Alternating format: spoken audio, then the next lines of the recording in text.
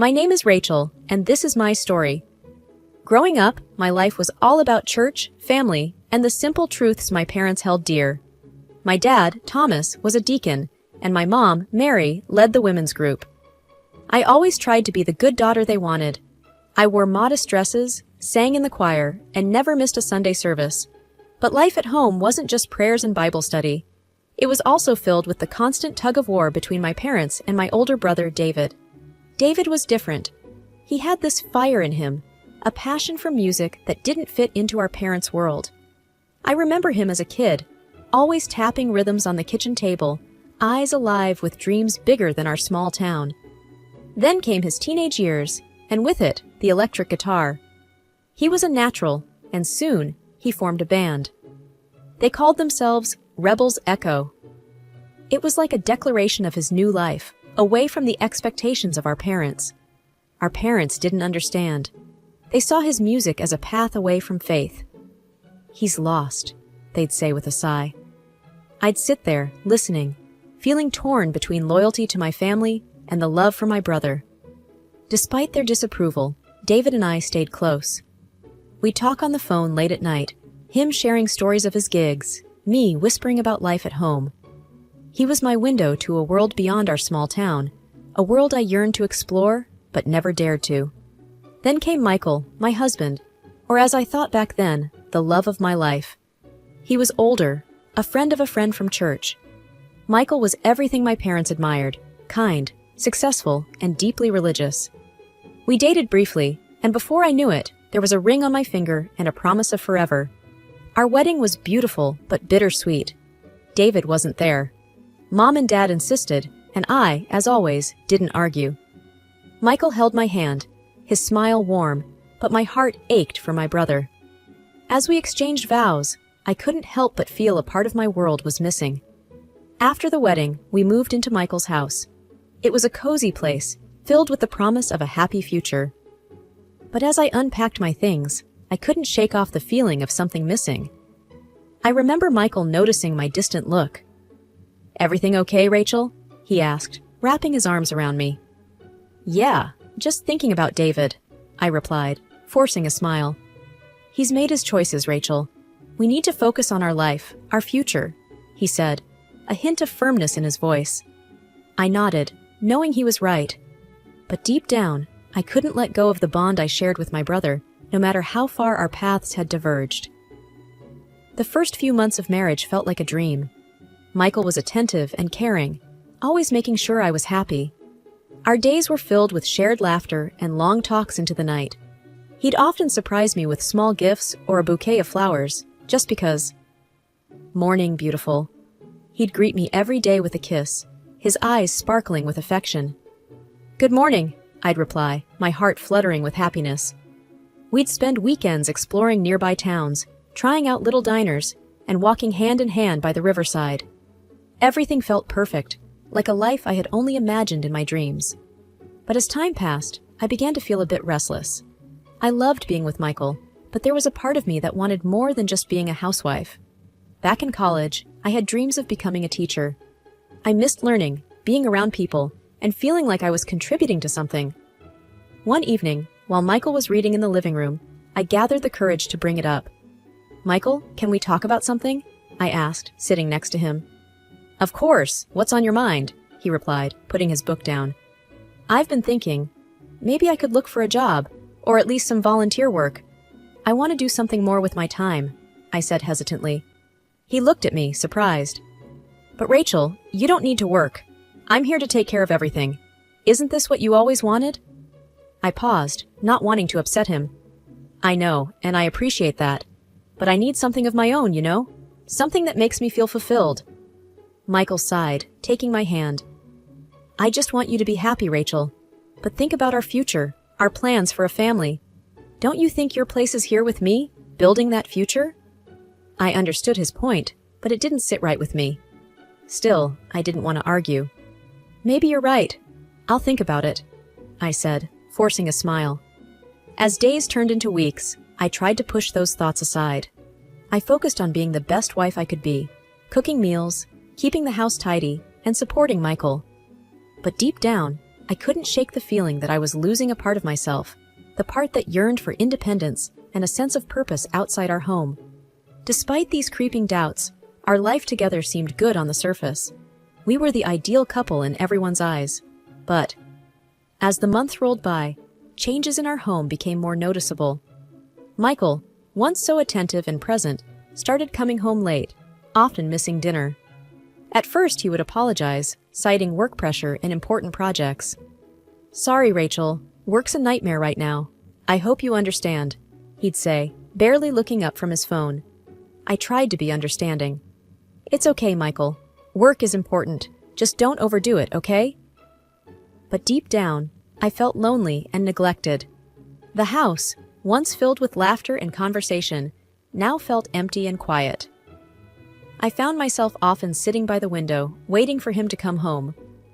One evening, when Michael came home later than usual, I decided to address the growing distance between us.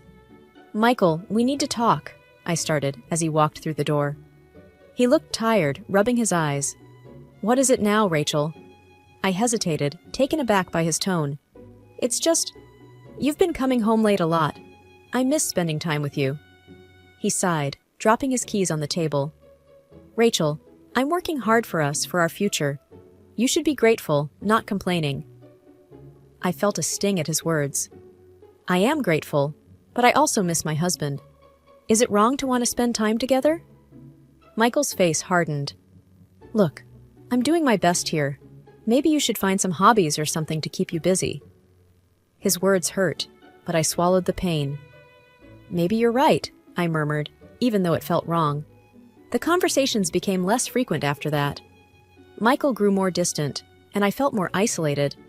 I started questioning everything, our marriage, my role as a wife, and my own happiness. It felt like we were living separate lives under the same roof. One day, I was cleaning the house and found a receipt for a restaurant in Michael's coat pocket. It was dated for a night he said he'd been working late. My heart sank. Confronting him seemed daunting, but the seed of doubt had been planted. That night, as we sat at the dinner table, I brought it up. "Michael, I found a receipt in your coat. It was for the night you said you were working late," I said, my voice trembling. He looked at me, his expression unreadable. "So? I grabbed a bite after work. What's the big deal?" "It's not that. It's just, you never mentioned it. Are you sure there's nothing else I should know?" I asked, hoping for honesty. Michael's response was quick and sharp. "Rachel, you're being paranoid. I'm tired of this constant questioning. Can't a man have some peace in his own home?" I recoiled at his words, feeling a mix of guilt and frustration. Was I wrong to question him? But the doubt lingered, gnawing at me.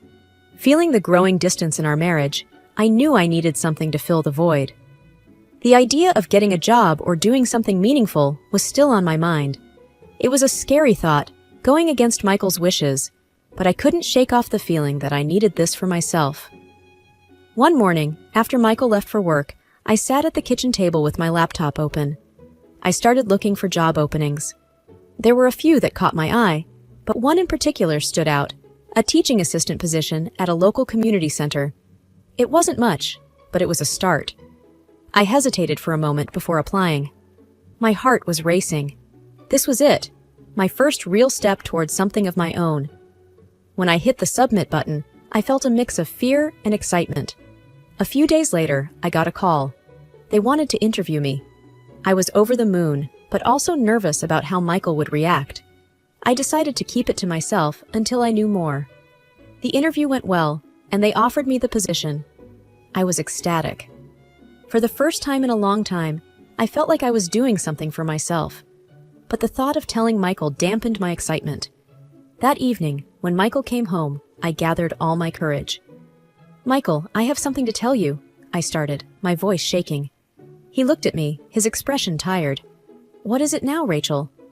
I got a job. As a teaching assistant. It's just part-time," I said quickly, almost in a whisper. Michael's reaction was not what I expected. He just stared at me for a moment, then shrugged. "Do what you want, Rachel. I don't have the energy to argue about this." I was taken aback by his indifference. Part of me had hoped he would see this as a positive step, but it seemed he didn't care. Despite his reaction, I felt a newfound sense of purpose. The job was rewarding, and I loved interacting with the children and other staff. It was a breath of fresh air, a break from the loneliness and tension at home. With each day at the community center, I felt more confident and independent. It was a small job, but it meant the world to me. It gave me something to look forward to, something that was just mine. But at home, things with Michael were deteriorating. He was home even less, and when he was, we barely spoke. The once warm and loving man I married was now just a stranger passing by in the hallway. The day of our wedding anniversary was bittersweet. The house buzzed with preparations, yet Michael was nowhere to be seen, supposedly tied up with work. My parents fluttered around, trying to make everything perfect, their efforts casting a shadow over the hollow feeling in my heart. Then, in the midst of the controlled chaos, David arrived, his presence like a burst of fresh air. He strode in, carrying not just his charismatic aura, but also his laptop, brimming with stories from his life on the road. "David, what are you doing here?" My mother's voice was sharp, laced with disapproval. "I couldn't miss Rachel's big day, could I?" David replied, his tone light yet defiant. Ignoring the tension, David turned to me, his eyes twinkling with mischief. "Got something to show you, sis. You won't believe the parties and the people I've met." We sat down in a quiet corner, and he flipped open his laptop. As he scrolled through photos of crowded stages, vibrant parties, and smiling faces, a strange feeling settled in my stomach. These were glimpses into a world so different from mine. Then, in a casual swipe, everything changed. There he was, Michael. In the midst of a raucous party, with a woman clinging to his arm, laughing, carefree, and so very unlike the man I knew. "Wait, who's that?" I asked, my voice barely a whisper, pointing to Michael in the photo. David glanced at the screen, nonchalant. "Oh, him! That's just some guy who's been hanging out with us a lot. Real ladies' man, changes girls like he changes guitar strings. Says he's got a boring and stupid wife at home." His words hit me like a punch in the gut. Boring. Stupid. Was that how Michael saw me? Before I could process it all, the front door swung open. Michael walked in. His usual mask of composure shattered the moment he saw David. "David, what the hell are you doing here?" Michael's voice was laced with a panic. David looked up, surprise and realization dawning on his face. "Wait a minute. You're the husband? This is your Mike?" The room fell silent. My parents, unaware of the storm brewing, looked on in confusion. Michael's eyes darted between me and David, the color draining from his face. I held up the laptop, the image of him at the party glaring back at us. "Is this what you do on your late nights at work, Michael? Is this who you really are?" Michael opened his mouth, but no words came out. His silence was answer enough. The room spun around me. The walls of our home, once a sanctuary, felt like they were closing in. Betrayal, lies, the facade of our perfect marriage. It all crumbled down in that moment. David stood beside me, his hand on my shoulder, a silent pillar of support. My parents were still trying to grasp the situation, their expressions shifting from shock to disappointment. The silence in the room was deafening after David's revelation. I stood there, holding the photo, feeling like the ground had been pulled from under my feet. My parents were staring at Michael, waiting for an explanation. Michael's eyes were fixed on the floor. "Michael, is this true?" I managed to ask, my voice barely above a whisper. He didn't answer right away. Then he looked up, his face a mixture of guilt and regret. "Rachel, I can explain." "Explain? How do you explain this?" I said, my voice rising as I waved the photo. "It was just a mistake, Rachel. It meant nothing. I was just confused," Michael stammered. "A mistake? Confused? For how long have you been lying to me?" My voice was shaking with anger and hurt. "Rachel, please, let's talk about this privately," he pleaded, glancing nervously at my parents and David. "No, Michael, I deserve to know the truth. Here and now," I insisted. My mom stepped forward, her face filled with concern. "Rachel, maybe you two should—" "No, Mom, I need answers," I interrupted, my gaze still fixed on Michael. David was quiet, his expression somber, He put a hand on my shoulder, a silent show of support. Michael took a deep breath. It started a few months ago. I was feeling overwhelmed, and she was there. It was a stupid mistake. I love you, Rachel. His words felt like a slap in the face. Love? How could he call this love? I can't believe this. All those late nights, the times you weren't here. It was all a lie, I said, the reality of his betrayal sinking in. I'm sorry, Rachel. I never wanted to hurt you, he said, his voice breaking. But you did, Michael. You broke our vows. You broke my trust, I replied, tears streaming down my face. My dad spoke up, his voice stern. You need to leave, Michael. Now. Michael looked like he wanted to say more, but he didn't. He turned and walked out, the door closing behind him with a finality that echoed in my heart. The room was quiet again. My mom came over and hugged me, her embrace warm but unable to comfort the ache in my heart. David stood beside me, his presence a reminder of the family that still stood with me. I felt broken, the illusions of my perfect marriage shattered into a million pieces. But amidst the pain, there was a flicker of something else, a sense of clarity. The truth was out, and now I had to find a way to pick up the pieces and rebuild my life, a life that was mine and mine alone. The days following the revelation were a blur.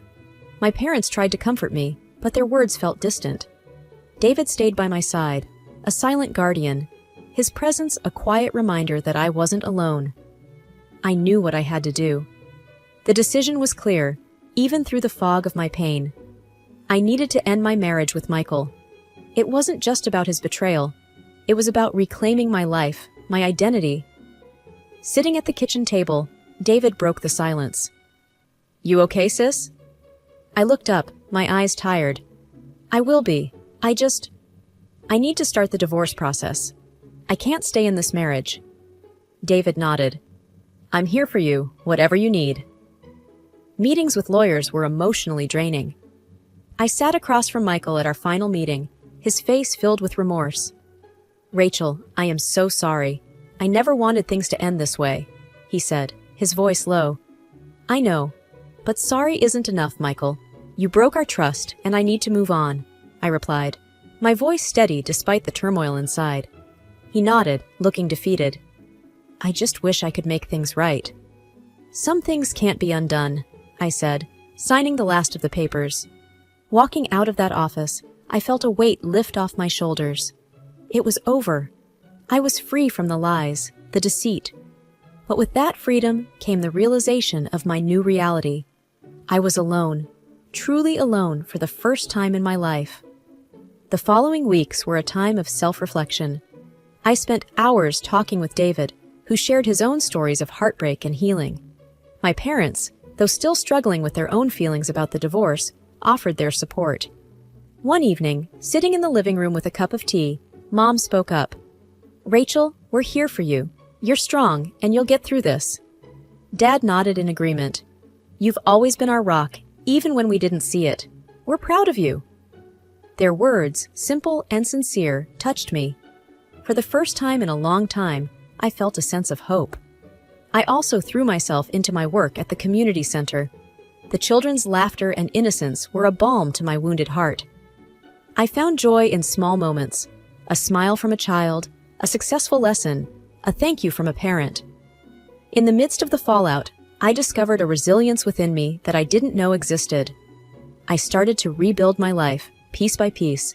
It wasn't easy, and there were days when I felt overwhelmed by loneliness and doubt. But I kept moving forward, driven by a newfound determination to live a life that was true to myself.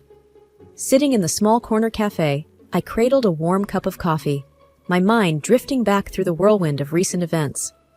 The steam from the coffee blurred with my thoughts, each memory unfolding like a scene from a distant play. I remembered the day in court, the final decree of our divorce. Michael had sat there, a shadow of the man I once knew. He looked pathetic, his eyes void of the confidence he once carried. It was a stark contrast to the man I married, a sight that stirred a mix of pity and relief in me.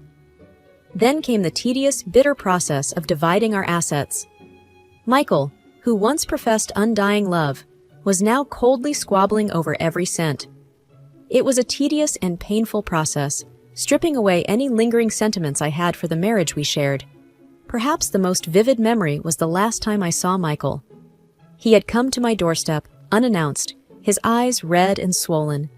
He fell to his knees, begging for forgiveness, pleading for a second chance. I stood there, watching him, feeling nothing but contempt. The tears, the pleas, they meant nothing. They were just the last desperate acts of a man who had lost everything through his own doing. Through all these moments, David was my pillar of strength.